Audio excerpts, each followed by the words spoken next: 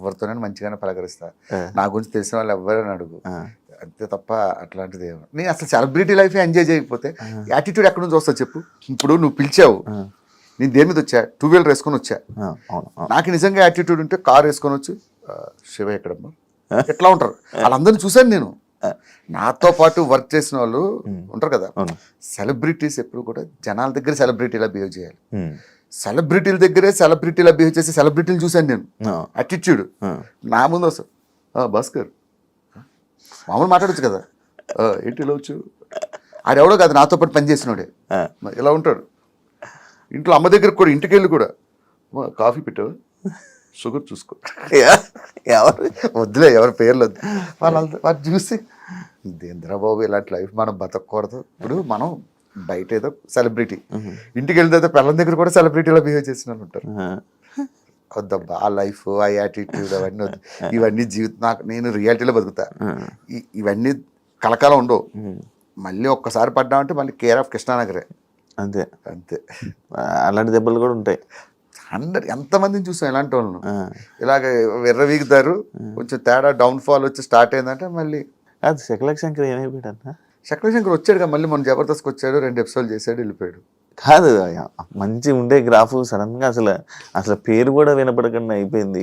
ఎందుకంటావు అన్న? నార్మల్గా మీకు ముందే చెప్పా, వేరే ఒకటి గురించి నేను మాట్లాడు. కాదు నీకు మంచి పరిచయం కదా. నాకు పరిచయం ఉందంటే చెప్పాను కదా. ఇప్పుడు నీకు ఒక విషయం చెప్తా చూడు, అందరినీ సాటిస్ఫై చేయడం దేవుడి వల్లే కాలేదు, మనమేం చెప్తాం వాడి గురించి, ఎవరి లైఫ్ వాళ్ళ ఇష్టం. గుర్తుపెట్టుకో, ఇప్పుడు బాధపడ్డా నేను దగ్గరికి వచ్చి, ఎప్పుడు బాధపడలేదు. ప్రతి వాడికి దేవుడు మంచి లైఫ్ ఇస్తాడబ్బా, అది ఎవడవని, పేదోడవని గొప్పోడవని, ప్రతి వాడికి దేవుడు మంచి లైఫ్ ఇస్తాడు. పుట్టించడం మంచిగానే, మంచి లైఫ్ తోనే పుట్టిస్తాడు. ఎవడి లైఫ్ వాడు చెడగొట్టుకుంటాడు అంతే మధ్యలో. ఇది పాత క్వశ్చన్, చాలా పాత క్వశ్చన్ మీ జబర్దస్త్ గురించి. నాకు నీకు ఇంటర్వ్యూ ఇవ్వాలంటేనే ఇది, అందుకే నేను ఫస్ట్ పాయింట్ ఏం చెప్పానంటే వేరే వాళ్ళ గురించి మాట్లాడను. మనం ఒక మాట అన్నాం అనుకో, వాడు ఒకటి మాట్లాడతాడు. అసలు వేరే వాళ్ళ గురించి మాట్లాడకూడదు, మన గురించి మాట్లాడే సోర్స్ అవతలకి ఇవ్వకూడదు. ఇచ్చామంటే మందే తప్ప. వాడు ఎలాగ అంటాడు, ఆ రోజు నువ్వు ఇలా ఇంటర్వ్యూ చెప్పావు అందుకే నీ గురించి ఇలా అన్నానంటాడు. అంత స్కోప్ ఇవ్వద్దు. యాక్చువల్లీ పాత క్వశ్చనే ఇది. దీని తర్వాత ఒక క్వశ్చన్ ఉంది, మంచి క్వశ్చన్ ఉంటుంది. సుధీర్ రష్మి నిజంగా చెప్పు, అడిగారు చెప్తా. మంచి క్వశ్చన్, ఇప్పుడు జూమ్ పెట్టమ్మా. రిలేషన్ అసలు ఏంటి ఇప్పటికీ ఎవరికి క్లారిటీ ఉండదు, ఇద్దరికి పెళ్ళిళ్ళు కావాలి. ఏంటి పొద్దున్న లెగిస్తే నువ్వు జబర్దస్తులతో తిరుగుతావు, ప్రతి వాడితో చాటింగ్లు చేస్తావు, నీకు తెలియంది నాకు కొత్తగా తెలిసింది ఏముంది చెప్పు సీరియస్గా. అంటే నా నోటితో చెప్పించి అదొక థంబ్నెయిల్ వేసి సుధీర్కి రష్మికి మధ్యలో అది ఉందా, ఇది పెట్టింది భాస్కరా, ఈ తమనేలకు భయపడే నేను ఏ ఇంటర్వ్యూకి వెళ్ళను అన్న. ఇది కాదు యాక్చువల్లీ నాకు నిన్న అన్నావు ఇదే అని వద్దులే అన్నారు, నన్ను కూడా ఇచ్చావు కాబట్టి. నేను నిన్న ఒకరు నాకు మెసేజ్ పెట్టారన్న. ఏం పెట్టారంటే, జబర్దస్తులో ఉన్న జడ్జిలు కొంతమంది వీళ్ళని తిడతారు, అంటే వీళ్ళు ఎవరైతే ఉంటారో వాళ్ళని తిడతారు అని అన్నారు. అది ఎంతవరకు నిజం, వాస్తవము? 100%. ఇప్పుడు స్కిట్ బాగా రాకపోతే తిడతారు ఖచ్చితంగా, అది కొంచెం ఆఫ్లైన్లో కట్ చేయొచ్చు, కానీ అది తిట్టేది ఎందుకు, బాగాలేదు కాబట్టి తిడతారు 100%. ఇప్పుడు జడ్జెస్ కూడా ఏమనుకుంటారంటే వాళ్ళు షో నిలబడాలి, షో బాగుండాలి. ఒక్కొక్కసారి ఏమవుద్దంటే మనం ఓవర్ లుక్లో స్కిట్లు చేసేస్తారు, అటువంటిప్పుడు క్లియర్గా తిడతారు. ఒక స్కిట్ చేస్తున్నప్పుడు తెలిసిపోద్ది కదా ఇది ప్రాక్టీస్ ఉందా లేదా అని. స్టేజ్ మీద ఇది నీ డైలాగ్, ఇది నై డైలాగ్ అంటే వాళ్ళకి కాలుతుంది, ఏందా ఇది ప్రాక్టీస్ కూడా చేయకుండా స్టేజ్ ఎక్కుతారని. అలాగా పర్సనల్గా ఏమి తిట్టడం, పర్సనల్గా ఎవ్వరికే ఉండవు. వన్స్ జబర్దస్త్లో వెళ్ళిపోతే నాగబాబు గారి దగ్గర నుంచి, రోజా గారి దగ్గర నుంచి ఇప్పుడున్న జడ్జెస్ వరకు అందరూ ఒక ఫ్యామిలీలో కలిసిపోతారు తప్ప మేము జడ్జిలు మీరు టీం లీడర్లు అన్న ఇదే ఉండదు. అదే అంటే మను గారు తిట్టారు, మను గారు ఇలా తిడతారు, జబర్దస్త్ వీళ్ళని తిడతారు. వేరే వాళ్ళు తిట్టారంటే నమ్ముతాను, కానీ మనో గారు తిట్టారంటే నేను అస్సలు నమ్మను. ఈ ప్రపంచంలో one of the happiest person నా లైఫ్లో నేను చూసింది ఎవరంటే మనో గారు. లైఫ్ని ఆయన ఎంజాయ్ చేసినట్టే నేను ఎంజాయ్ చేయాలనుకుంటా. ఆయన ఎవరిని పల్లెత్తే మాట అనని వ్యక్తి ఆయన. ఇంకొకరి పేరు చెప్పినా నేను అవును కానీ మనో గారి పేరు చెప్తే అది రాంగ్ మెసేజ్. ఆయన అస్సలు బాగుంది, బాగా చేశారు అంటారంతే, ఇంకొక మాట మాట్లాడరు.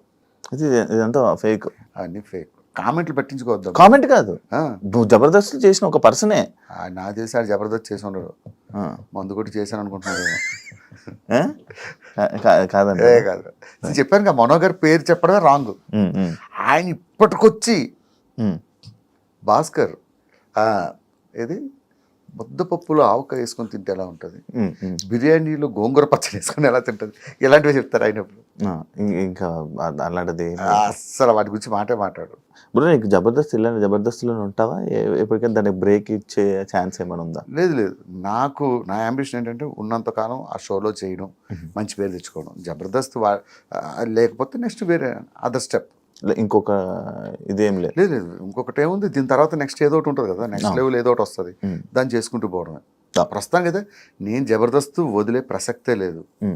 ఉన్నంతకాలం ఆ షోని కాపాడడానికి ట్రై చేస్తాం, నేనే కాదు అందరం కలిపి. ఇంకా మిగతాది దేవుడి దయ, మనదేం లేదు. దేవుడి దయ, ఏదో ఇది అదృష్టం అంటే అంతే. చాలు, ఇన్ని సంవత్సరాలు కష్టపడి చేసాం. అలా నేను నాకు సినిమాల్లో బ్రేక్ వచ్చింది భయ్య, నేను కొంచెం బ్రేక్ ఇద్దాం అనుకుంటున్నాను. ఇలాంటి లత్కూరు మాటలు చెప్పడానికి ఇష్టం. ఇప్పుడు మీ జడ్జిలు అందరూ రోజా గారి మీద కానీ కొన్ని మాట్లాడినారు. అంటే మీరు అంటుంటారు, అంటే మనం అందరం జబర్దస్త్ వాళ్ళందరూ ఒక ఫ్యామిలీ లాగా ఉండే ఇదని.